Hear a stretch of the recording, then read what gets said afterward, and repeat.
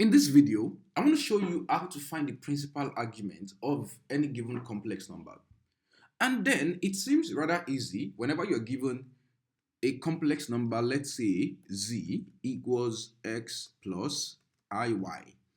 Then the principal argument is always given by the arctan of y over x. Now this is the general formula, but it is not always this straightforward. For instance, if I give you two complex numbers, let's say you have a complex number z1 and it is 2 minus 3i.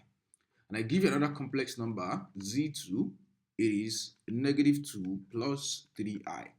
So you would notice that whenever you place the two of them in this particular formula, theta is going to be the arctan of negative 3 over 2.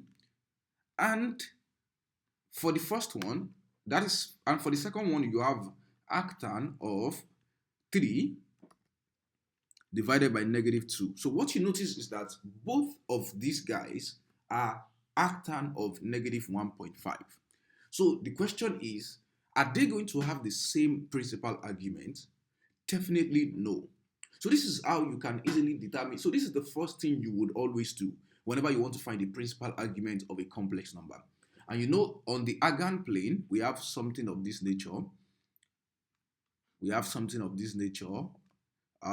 is the imaginary axis, and this is the real axis. So meaning that there are some complex numbers that will lie in the first quadrant, and there are some that will lie in the second quadrant.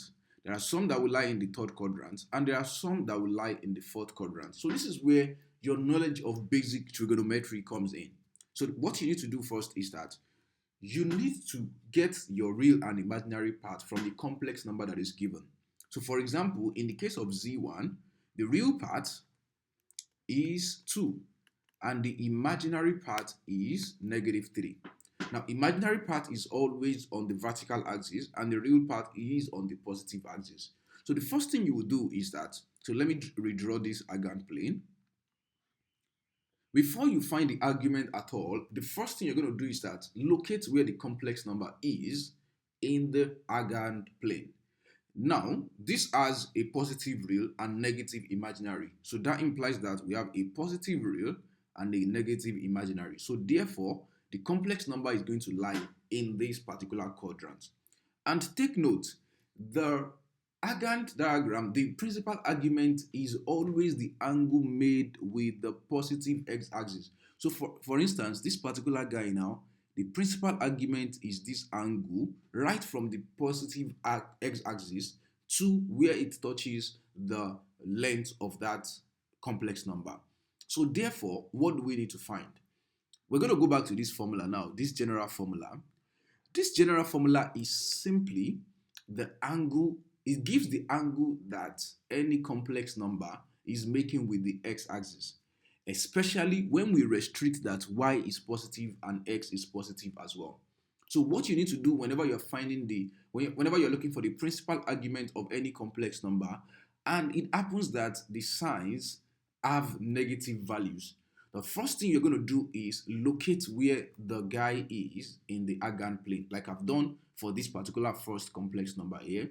Positive real, negative imaginary.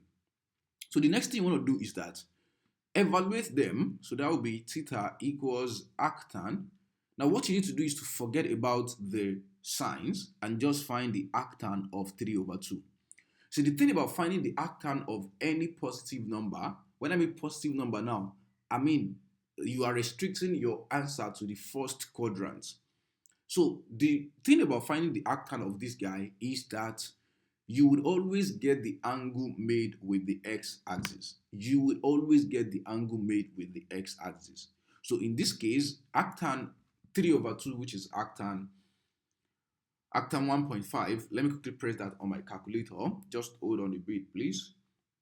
Arctan of 3 over 2.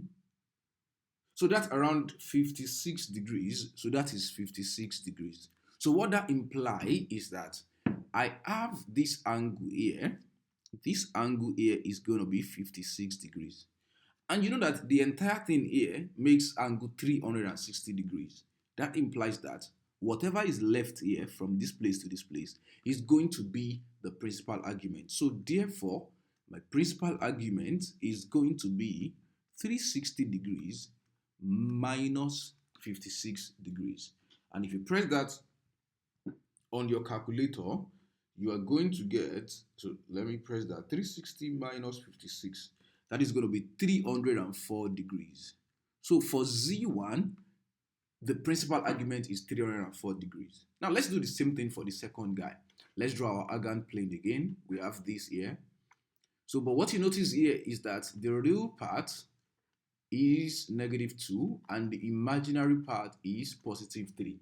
So if this is the case, that implies that we have a negative real and a positive imaginary. So therefore, our complex number is going to be somewhere here. Now, the 56 degree that we got earlier, we're going to do the same thing, arctan 3/2, ignoring the signs. That implies that the angle is made with this. That theta, that 56 degree is made with this place. But do not forget that our principal argument is always read from the positive x-axis. So, and if you notice, the entire 56 and the principal argument that we are interested in, they make a total of 180 degrees angle on a straight line. So therefore, the principal argument will be 180 degrees minus 56 degrees. And that is going to be, 180 minus 56. That is going to be 124 degrees. So for Z1, it is 304 degrees. And for Z2, it is 124 degrees. I'm going to do one more example. Of course, you know you should convert these guys. You should convert them to radians. All you have to do is to multiply by pi divided by 180 degrees. So just multiply by pi divided by 180 degree. So just 180 multiply by pi and divide by 180 degrees. Yeah, that's how you convert to radian. Okay, let's move on. Let's do one more example. So for instance, if I give you a complex number, let's say a complex number z equals -4 plus 5i. No. I want it to be both negative. -4 minus 5i. Now, in this case now, you can see that the real part is -4 and the imaginary part is -5. So in this situation, let's quickly locate where this guy is going to be in the argand plane. Negative real and negative imaginary, so that seems like this guy is in the third quadrant. Don't forget, whenever you find the angle without any sign restriction, the theta is always going to be here, but that's not our principal argument. So let's quickly find that. Theta is going to be the arctan of +5 over +4. So you get what I mean by that? You would always take the arctan of the positive one. So when we take arctan of 5/4, what we get is approximately 51 degrees. Don't forget that our principal argument is always from the positive x-axis. So it comes like this. So you can see that it's joining theta. And that implies that we covered 180, then theta is also added to 180. So this time around, you're going to add 180 and 51 degrees. So you have 180 degrees plus 51 degrees. And that's going to be 231 degrees altogether. So the principal argument of this guy is 231 degrees. And that is exactly how you find the principal argument of a complex number. If you like this video, kindly subscribe, like, and also put it in the comment section if you enjoyed the video as well. I'll see you in the next one.